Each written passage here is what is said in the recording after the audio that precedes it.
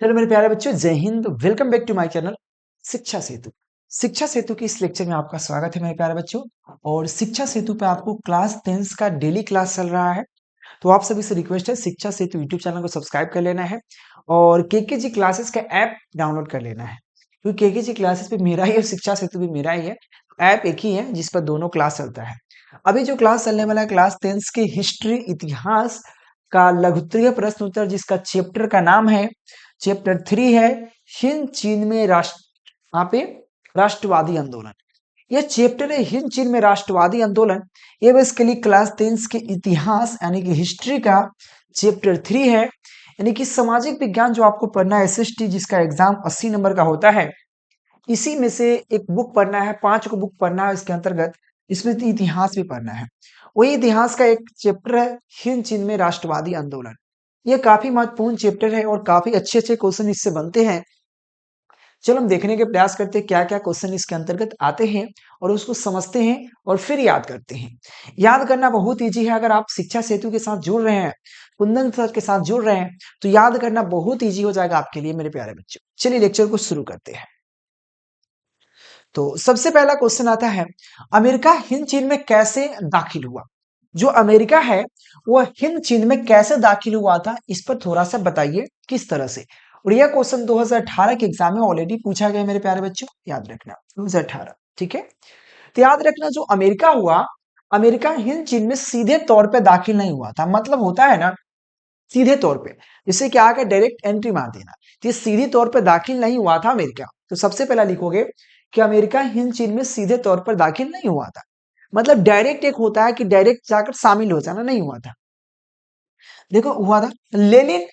Lenin उसने, लेकिन यहाँ पे लेनिन बोला, लेकिन उसने चीन के, उन्हें चीन के यहाँ पे टियाजिन शहर, एक चीन के यहाँ पे टियाजिन शहर है, ठीक है ना, टियानजिन। तो याद रखना चीन के टियानजिन शहर पे उसके पहले कब्जा लिया, अपना लिया, फिर उसके माध्यम से हिंद चीन में अमेरिका दाखिल हो गया। याद रखना हिंद चीन में अमेरिका सीधे तौर पर दाखिल नहीं हुआ, लेकिन क्या क्या उसने, लेकिन उसने चीन के यहाँ पे डिया डियाजिन, याद रखना टियाजिन शहर को कब्जा लिया। टियाजिन के एक यहाँ पे रियतात को कब्जा लिया, मतलब एक जगह को कब्जा लिया और फिर उसके माध्यम से हिंद चीन में अमेरिका घुस गया। डायरेक्ट तौर पे घुसा तो ज्यादा खतरा हो सकता था, इसलिए सबसे पहले वहां पे यहाँ पे टियाजिन शहर को कब्जाया, फिर उसमें दाखिल हुआ। तो आराम से लिख सकते हो अमेरिका हिंद चीन में यहाँ पे डायरेक्ट यानी कि सीधे तौर पे दाखिल नहीं हुआ, लेकिन लेकिन उसने चीन के टियाजिन शहर को अपनाया, कब्जाया, फिर उसमें दाखिल हुआ। इस तरह से लिखिए, कोई दिक्कत नहीं है। तो आपको समझ में आया, एक लाइन का डिफिनीशन है, बहुत प्यारा सा डिफिनीशन है और ये आराम से याद हो जाएगा। अगले क्वेश्चन देखिए मेरे प्यारे बच्चों, याद रहे क्लास 10 का जो क्लास है, क्लास 10 का जो क्लास होता है शिक्षा सेतु के यूट्यूब चैनल पर, शिक्षा सेतु, याद रखना शिक्षा सेतु के यूट्यूब चैनल पर डेली क्लास चल रहा है। शाम को 4 बजे, नाइट में 8 बजे डेली चलता है क्लासेस, तो आप लोग अटेंड करना। अगला क्वेश्चन है कि नापान और एजेंट ऑरेंज क्या था। यह क्वेश्चन आपको बिहार बोर्ड के 2019 और 2015 के एग्जाम में पूछा गया है। नापान और एजेंट ऑरेंज क्या था। देखो मेरे प्यारे बच्चों, नापान और एजेंट ऑरेंज अमेरिका और वियतनाम युद्ध में क्या हुआ, उपयोग किया गया था। ये दोनों बेसिकली एक रासायनिक हथियार थे, जिसका उपयोग बेसिकली अमेरिका ने वियतनाम युद्ध में किया था। वियतनाम युद्ध में किया। जो नापान बेसिकली था एक प्रकार का, वो बेसिकली नपाम जो था एक प्रकार का अग्निशामक के साथ मिलकर एक रसायन तैयार करता था, और वो बेसिकली त्वचा से चिप जाता था और जलता रहता था। और एजेंट ऑरेंज जो था एक प्रकार का, या जंगलों को खत्म करने के लिए उपयोग किया जाता है। ठीक है, याद रखना। तो नापान और एजेंट ऑरेंज अमेरिका द्वारा वियतनाम और कंबोडिया युद्ध में, या कंबोडिया युद्ध के दौरान इस्तेमाल किए जाने वाले रासायनिक हथियार थे। मैंने पहले ही बताया नापान और एजेंट ऑरेंज जो था अमेरिका द्वारा वियतनाम और कंबोडिया युद्ध के दौरान उपयोग किए जाने वाला रासायनिक हथियार, जो बेसिकली बहुत बेसिकली हानिकारक था। और ये दोनों ही हथियार बहुत ही घातक और पर्यावरण के लिए हानिकारक थे, घातक भी थे और पर्यावरण के लिए हानिकारक भी थे। साथ में नपान की बात करें तो नपान एक प्रकार का ज्वलनशील यहाँ पे पेट्रोकेमिकल पदार्थ था। जो नपान था एक प्रकार का ज्वलनशील पेट्रोकेमिकल था, जो बेसिकली इसे अग्नि बमों में गैसोलीन के साथ मिलाकर एक ऐसा मिश्रण तैयार किया जाता था जो त्वचा से चिपक जाता था और जलता रहता था और इससे आदमी की मृत्यु हो जाती थी। तो सिंपल कहता है नपान जो है एक प्रकार का यह गैसोलीन बमों में क्या कहता है, ये अग्नि बमों में गैसोलीन के साथ मिलकर एक ऐसा मिश्रण तैयार करता था और वो बेसिकली बम मार देता था और बम में से जब वो निकलता था तो शरीर में चिपक जाता था, शरीर के जो त्वचा उसमें चिपक जाता था, मिश्रण तैयार करता था और शरीर के त्वचा में चिपक जाता था और जलता रहता था। ठीक है। और एजेंट ऑरेंज क्या है, तो एजेंट ऑरेंज एक प्रकार का रसायन है। एजेंट ऑरेंज एक क्या है, यहाँ पे पर्णहरण रसायन है। पर्णहरण रसायन मतलब हरियाली खत्म करने के लिए, और इसका उपयोग और इसका इस्तेमाल जंगलों को नष्ट करने के लिए अमेरिका ने किया था। जंगल को जो नष्ट करना था तो इसलिए एजेंट ऑरेंज का प्रयोग किया था अमेरिका ने। तो एजेंट ऑरेंज और नपान क्या था समझ में आया? फिर से मैं एक बार रिपीट करता हूं, एजेंट ऑरेंज और नपान, देखना मैं इधर हट जा रहा हूं, आराम से हो। एजेंट ऑरेंज और नपान क्या है, तो देखो अमेरिका ने वियतनाम और कंबोडिया युद्ध के दौरान इस रसायन का प्रयोग किया था, जो एक प्रकार के बहुत घातक एवं हानिकारक है, पर्यावरण के लिए हानिकारक है। एजेंट जो नपान है, नपान एक प्रकार का क्या है, यहाँ पे ज्वलनशील, यहाँ पे पेट्रोकेमिकल है, जो गैसोलीन मतलब जो अग्नि बमों के साथ अग्नि बम में गैसोलीन के साथ मिलकर एक मिश्रण तैयार करता था और ये त्वचा में चिपक जाता था। और एजेंट ऑरेंज एक प्रकार का क्या है, पनहरित रसायन है, जिसका उपयोग अमेरिका ने जंगल को खत्म करने के लिए उपयोग किया, चाहे जंगल को झुलसवाना हो, पूरा झुलसा दिया था इसका प्रयोग करके, ताकि जंगल में छुपे जो भी छुपे लोग थे वो नजर आए ताकि उसको मार पाए। ठीक है, यह बेसिकली नपान ऑफ एजेंट ऑरेंज का काम था। अगले क्वेश्चन आपके सामने है, हिंद-चीन मार्ग की क्या उपयोगिता है? जो हिंद-चीन मार्ग था, हिंद-चीन मार्ग बनाया गया था, एक रास्ता बनाया गया था जिससे बेसिकली यहाँ पे वियतनाम के उत्तर और दक्षिण के बीच का व्यापार किया जाता था, और इसीलिए हिंद चीन मार्ग क्या है समझिएगा। तो हिंद चीन मार्ग की उपयोगिता क्या थी? तो सबसे पहली उपयोगिता, यह मार्ग वियतनाम को उत्तर और दक्षिण के बीच जोड़ता था, जिससे व्यापार और संचार की सुविधा था। इससे व्यापार और संचार, सड़क क्या काम करता है, सड़क एक शहर से दूसरे शहर को जोड़ता है ताकि आने जाने में सुविधा हो। उसी तरह से हिंद चीन जो था, यह मार्ग जो वियतनाम को उत्तर और दक्षिण के बीच को जोड़ता था, उत्तरी वियतनाम और दक्षिणी वियतनाम को बीच में जोड़ता था, जिससे व्यापार एवं संचार करना आसान था। सेकेंड पॉइंट यह लिख सकते हैं कि यह मार्ग जंगलों और पहाड़ियों के बीच से होकर गुजरता था, लेकिन इसके कुछ हानिकारक भी थे। जंगलों और पहाड़ियों से होकर गुजरता था, जिससे वो जंगलों और पहाड़ियों में बहुत सारे आतंकवादी छुपे रहते थे। तो क्या यह मार्ग जंगलों और पहाड़ियों के माध्यम मध्य में था, जिससे इसमें दुश्मनों को छुपना आसान था, छुपना आसान था। ठीक है ना, इसमें दुश्मन लोग आसान से छुप जाते थे और बार बार उसको नष्ट करते थे। और यह मार्ग यानी कि इस मार्ग पर कई कई यहाँ पे जगहों पर छोटे छोटे सैनिक अड्डा एवं अस्पताल भी बने थे, ताकि इसमें कोई प्रकार की घटना हो तो उसका अस्पताल में जाकर उसका इलाज हो पाए। तो ये इसके लिए उसका उपयोगिता है हो चीन मार्ग का। ठीक है, और यह क्वेश्चन 2023 के एग्जाम में पूछा गया मेरे प्यारे बच्चों, बिहार बोर्ड के 10th के परीक्षा में।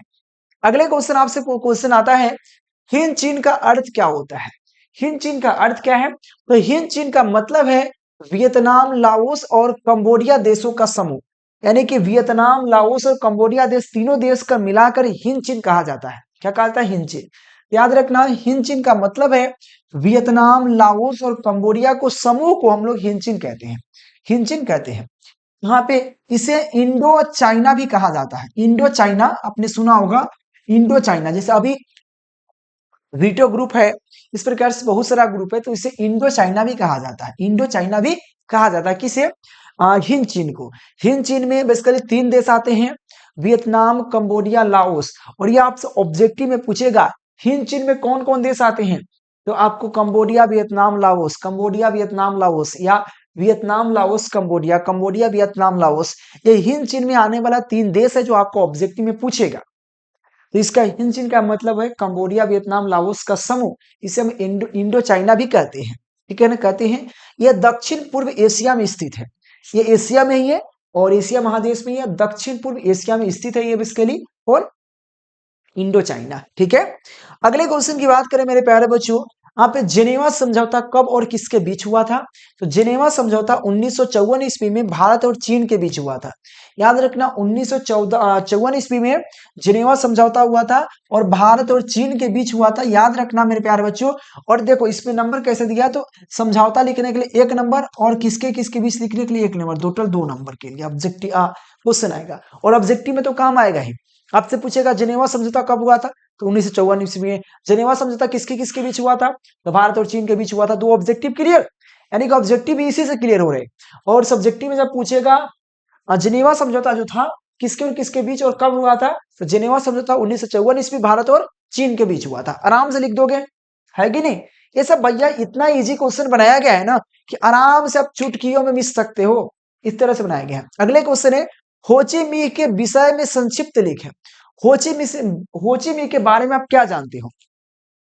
देखो, होची मिन्ह वियतनाम का एक छात्र था। होची मिन्ह इसका एक प्रकार का वियतनाम का छात्र था, जिसने पेरिस में समाजवादियों का एक गुट बनाया। बाद में होची मिन्ह शिक्षा प्राप्त कर मॉस्को चले गए और साम्यवाद से प्रेरित होकर 1925 ईस्वी में वियतनामी क्रांतिकारी दल का गठन किया।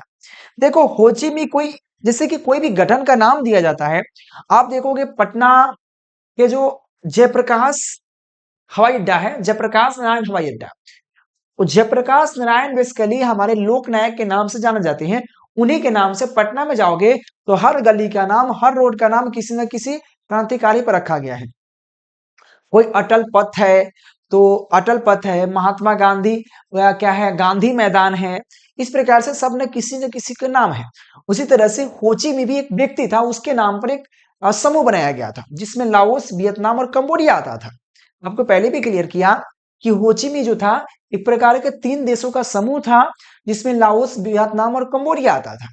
और ये बेसिकली एक व्यक्ति के नाम पर रखा गया था। जो व्यक्ति बेसिकली क्या था, होची मिन्ह एक वियतनाम का एक प्रकार का छात्र था। क्या था? छात्र था, जो बेसिकली जो पेरिस में पढ़ने गया था। ठीक है ना, यानी कि पेरिस में समाजवादी का एक गुट बनाया और बाद में उन्हें होची मिन्ह शिक्षा प्राप्त करके, क्योंकि वहां से शिक्षा प्राप्त कर लिया और फिर कहां चला गया, मास्को चले गए और साम्यवाद से प्रेरित होकर, किससे?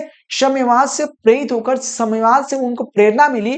प्रेरणा मिलने के बाद 1925 में वियतनामी क्रांतिकारी दल का भी गठन उन्होंने किया, कि होची मिन्ह ने किया। ठीक है, तो होची मिन्ह क्या समझ में आ गया? और मेरे प्यारे बच्चों, सब पीडीएफ आप प्राप्त कर सकते हो। नीचे नंबर दिख रहा है 91 17 82 30 62, या केकेजी क्लासेस का ऐप डाउनलोड कर लीजिए, जहां से आप कोर्स भी प्राप्त कर सकते हैं, फुल कोर्स प्राप्त कर सकते हैं। बहुत कम प्राइस चल रहा है, जरूर ज्वाइन होइएगा। अगला हमारा है होची मिन्ह मार्ग क्या है? होची मिन्ह मार्ग आपको ऑलरेडी बताया। होची मिन्ह मार्ग जो है, आप ये हनोई से चलकर लाओस, कंबोडिया के सीमा क्षेत्र से गुजरते हुए दक्षिण वियतनाम तक जाता था। होची मिन्ह जो था एक प्रकार का मार्ग, एक रास्ता था जो बेसिकली कहां से चलता था, हनोई से होकर, कहां? हनोई से चलकर लाओस, कंबोडिया के सीमा क्षेत्र से गुजरते हुए दक्षिण वियतनाम तक पहुंचता था। ठीक है ना, जिससे जिससे कच्चे जो सड़कें यहाँ पे क्या, सैकड़ों कच्ची पक्की सड़कें निकल कर जुड़ी हुई थी। जैसे मतलब देखो, कोई भी रोड होता है, जैसे कि यहाँ पे एक एक्सप्रेसवे है, मुजफ्फरपुर से निकलकर बेसिकली दिल्ली तक जाती है। मुजफ्फरपुर से निकलता है और यह कांटी से होते हुए ये कहां तक जाता है, लखनऊ होते हुए दिल्ली तक जाता है।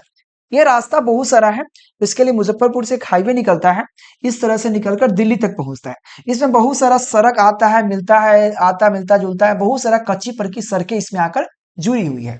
और यह सड़क डायरेक्ट दिल्ली तक जाती है, मुजफ्फरपुर से निकलकर दिल्ली तक पहुंचती है। बीच में लखनऊ है, बीच में अयोध्या आता है, बहुत सारा शहर आता है और बहुत सारा शहर जुड़ते जाता है। ठीक है, तो वही कहता है कि होची मार्ग जो था हनोई से चलकर लाओस, कंबोडिया, वियतनाम के सीमा क्षेत्र से गुजरते हुए दक्षिण वियतनाम तक जाता था, जिसे सैकड़ों की संख्या में बहुत सारा कच्ची सड़की, मतलब छोटी मोटी सड़क उससे आकर मिलती थी, पक्की सड़कें निकली हुई थी। ठीक है ना, अमेरिका इसे अनेक बार तहस नहस कर चुका था और बार बार इस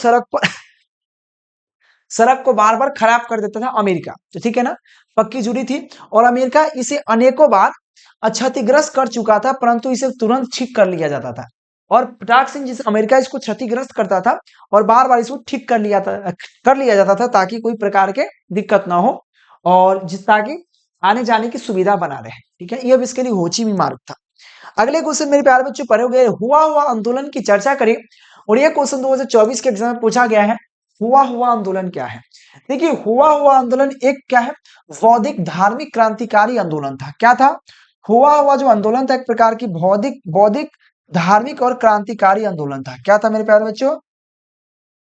हुआ हुआ आंदोलन एक बौद्धिक धार्मिक क्रांतिकारी आंदोलन था। ठीक है, चलिए आगे बढ़ेंगे। जो 1939 ईस्वी में हुआ था। आपसे पूछेगा, ऑब्जेक्टिव ऐसे ही पूछता है, ऑब्जेक्टिव ऐसे हुआ हुआ आंदोलन कब हुआ था? तो 1939 ईस्वी में हुआ था, याद रखना। हुआ था जिसके नेता यहाँ पे हुई फ्रूसो थे। जिसके नेता कौन थे? हुई फ्रूसो थे। एक क्रांतिकारी उग्रवादी घटनाओं को भी अंजाम देते थे। उग्रवादी मतलब आतंकवाद।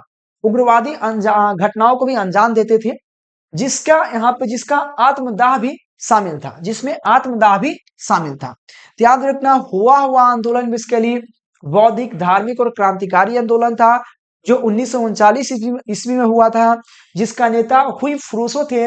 और ये बेसिकली क्रांतिकारी यहाँ पे उग्रवादी को भी घटना का भी अंजाम देते थे, जिसे आत्मदाह भी शामिल था। ये बेसिकली क्या हुआ हुआ आंदोलन। और इसमें बहुत सारा क्वेश्चन छुपा हुआ है। आप देखो, जब भी डिफिनीशन परिभाषा लिखोगे एग्जाम में परीक्षा में, तो आप इस प्रकार से पूरे जैसा जस के तस मत लिखिए।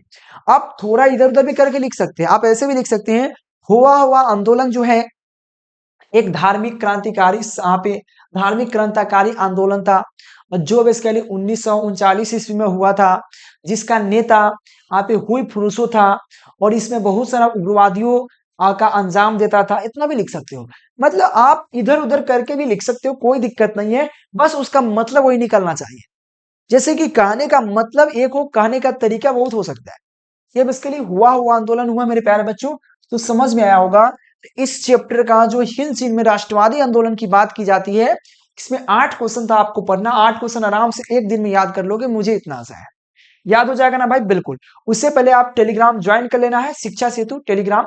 और टेलीग्राम आपको इस तरह से लोगो मिलेंगे मेरे प्यारे बच्चों, ठीक है ना? इस तरह से इधर इधर इस तरह के लोगो है मेरे प्यारे बच्चों। आप लोग जरूर देखना, लोगो देखकर आप लोग फॉलो करना, टेलीग्राम ज्वाइन करना। साथ में केकेजी क्लासेस का ऐप डाउनलोड कर लेना प्ले स्टोर से, लिंक डिस्क्रिप्शन में है। और ताकि आपको हर एक अपडेट मिलता रहे और इंपॉर्टेंट क्वेश्चन से लेकर पूरे चैप्टर वाइज पीडीएफ से लेकर क्लासेस से लेकर सब कुछ आपको दिए गए नंबर पर कांटेक्ट करके प्राप्त कर सकते हो। ठीक है ना, जानकारी ले सकते हो। मेरे प्यारे बच्चों जरूर लेने का प्रयास कीजिएगा। तो इस लेक्चर में इतना ही है।